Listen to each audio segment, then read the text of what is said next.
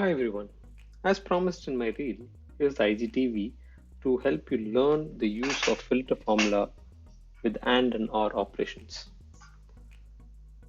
This may be a little repetitive for the people who have already seen the reel, but for the benefit of all, in this example, how will one get the details of say CSK matches using the filter formula?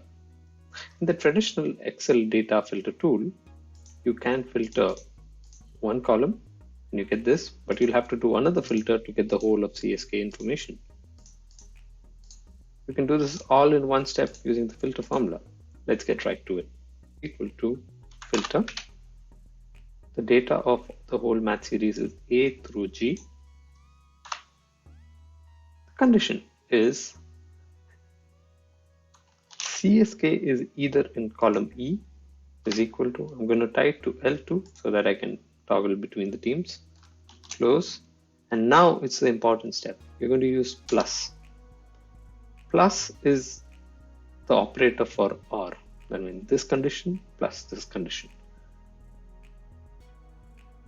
Second condition is CSK could be in column F as well. So open bracket F equal to L2, close bracket.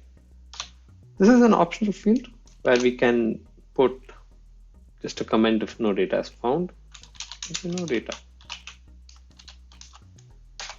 Enter. So you got all the Mumbai Indian matches. You could toggle it to CSK. All the CSK matches will come here. If I made a mistake, then you get no data.